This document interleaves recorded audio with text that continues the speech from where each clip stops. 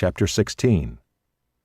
In the 17th year of Pekah the son of Remaliah, Ahaz the son of Jotham, king of Judah, began to reign. Ahaz was 20 years old when he began to reign, and he reigned 16 years in Jerusalem. And he did not do what was right in the eyes of the Lord his God, as his father David had done, but he walked in the way of the kings of Israel. He even burned his son as an offering, according to the despicable practices of the nations whom the Lord drove out before the people of Israel. And he sacrificed and made offerings on the high places and on the hills and under every green tree. Then Rezin king of Syria and Pekah the son of Remaliah king of Israel came up to wage war on Jerusalem, and they besieged Ahaz, but could not conquer him.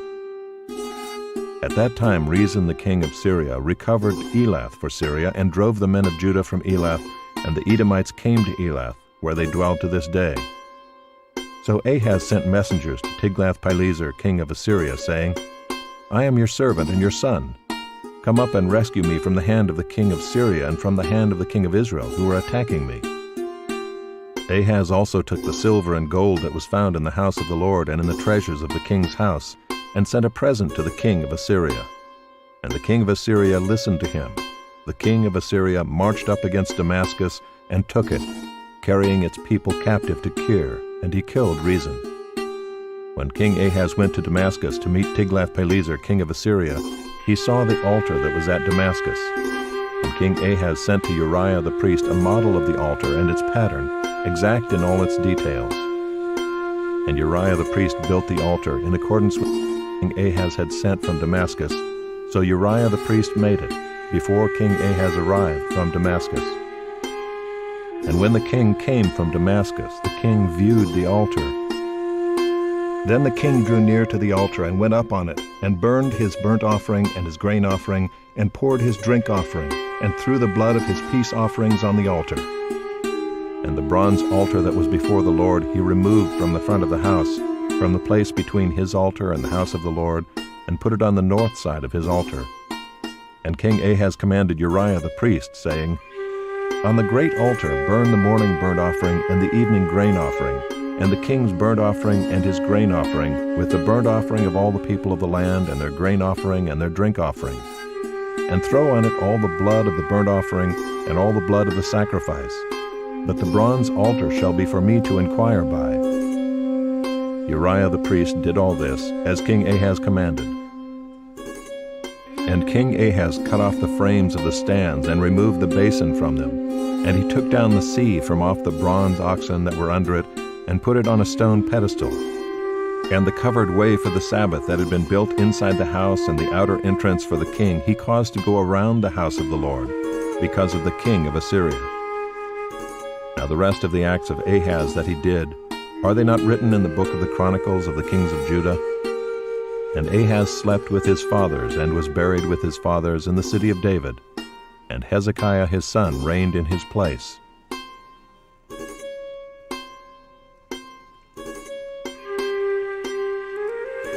Chapter 17.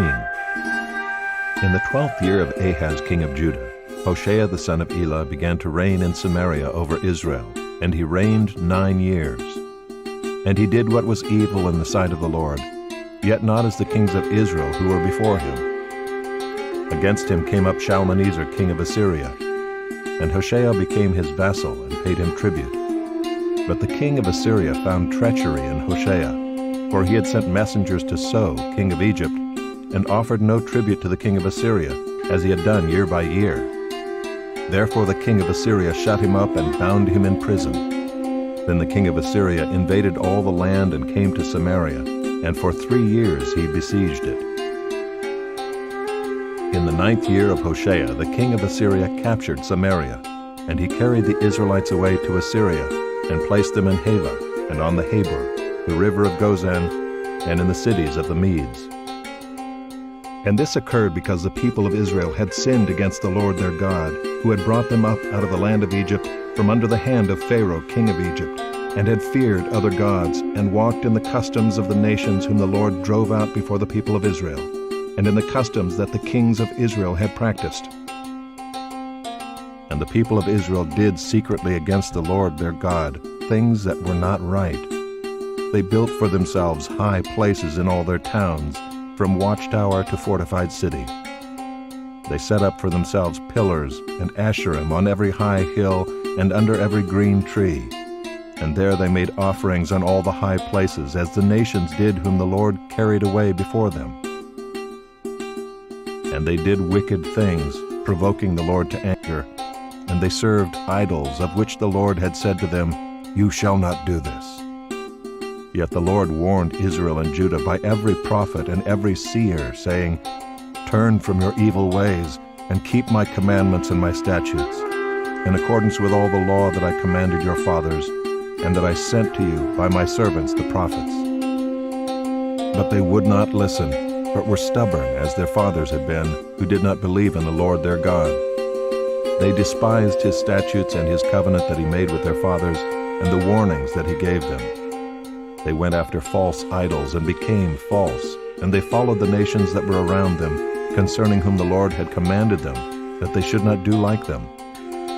And they abandoned all the commandments of the Lord their God, and made for themselves metal images of 2 calves. And they made an Asherah, and worshipped all the host of heaven, and served Baal.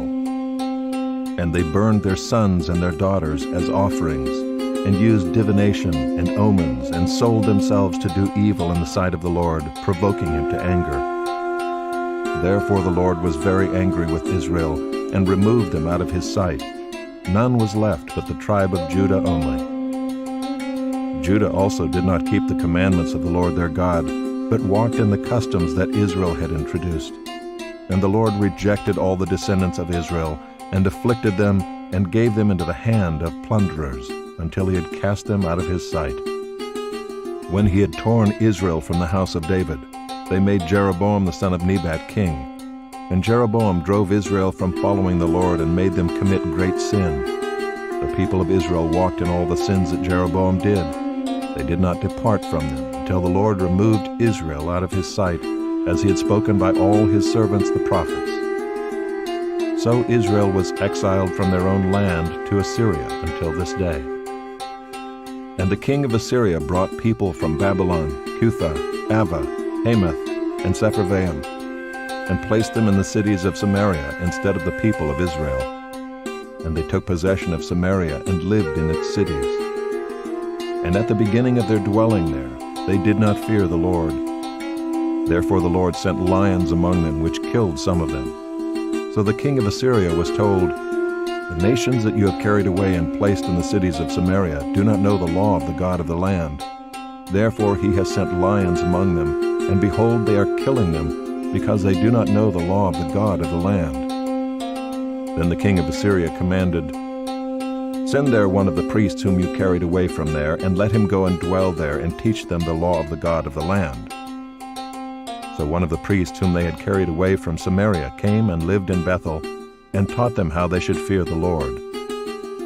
But every nation still made gods of its own, and put them in the shrines of the high places that the Samaritans had made, every nation in the cities in which they lived. The men of Babylon made Succoth-Benoth, the men of Cuth made Nergal, the men of Hamath made Ashima, and the Avites made Nibhaz and Tartak. And the Sepharvites burned their children in the fire to Adramelech and Anamelech, the gods of Sepharvaim. They also feared the Lord, and appointed from among themselves all sorts of people as priests of the high places, who sacrificed for them in the shrines of the high places. So they feared the Lord, but also served their own gods, after the manner of the nations from among whom they had been carried away. To this day they do according to the former manner. They do not fear the Lord, and they do not follow the statutes or the rules or the law or the commandment that the Lord commanded the children of Jacob, whom he named Israel. The Lord made a covenant with them and commanded them, "You shall not fear other gods or bow yourselves to them or serve them or sacrifice to them. But you shall fear the Lord, who brought you out of the land of Egypt with great power and with an outstretched arm. You shall bow yourselves to him, and to him you shall sacrifice. And the statutes and the rules and the law and the commandment that he wrote for you, you shall always be careful to do. You shall not fear other gods, and you shall not forget the covenant that I have made with you. You shall not fear other gods, But you shall fear the Lord your God, and he will deliver you out of the hand of all your enemies." However, they would not listen, but they did according to their former manner. So these nations feared the Lord and also served their carved images. Their children did likewise, and their children's children. As their fathers did, so they do to this day.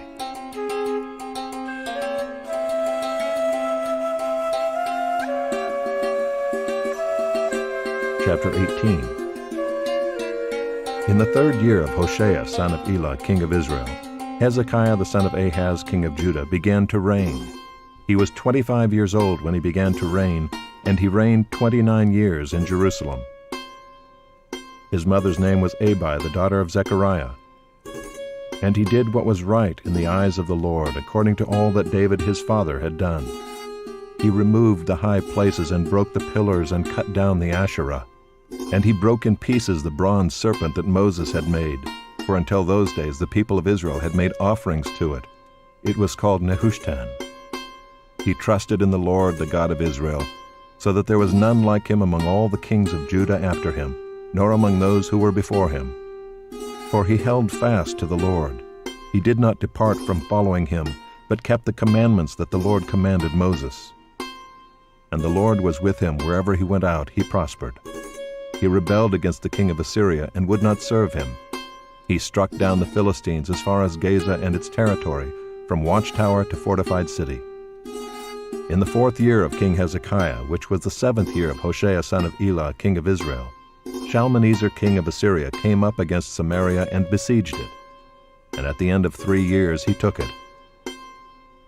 In the 6th year of Hezekiah, which was the 9th year of Hoshea king of Israel, Samaria was taken. The king of Assyria carried the Israelites away to Assyria, and put them in Halah, and on the Habor, the river of Gozan, and in the cities of the Medes, because they did not obey the voice of the Lord their God, but transgressed his covenant, even all that Moses the servant of the Lord commanded. They neither listened nor obeyed. In the 14th year of King Hezekiah, Sennacherib king of Assyria came up against all the fortified cities of Judah and took them. And Hezekiah king of Judah sent to the king of Assyria at Lachish, saying, "I have done wrong. Withdraw from me. Whatever you impose on me, I will bear." And the king of Assyria required of Hezekiah king of Judah 300 talents of silver and 30 talents of gold. And Hezekiah gave him all the silver that was found in the house of the Lord and in the treasuries of the king's house. At that time Hezekiah stripped the gold from the doors of the temple of the Lord, and from the doorposts that Hezekiah king of Judah had overlaid, and gave it to the king of Assyria. And the king of Assyria sent the Tartan, the Rabsaris, and the Rabshakeh with a great army from Lachish to King Hezekiah at Jerusalem. And they went up and came to Jerusalem. When they arrived, they came and stood by the conduit of the upper pool, which is on the highway to the washer's field.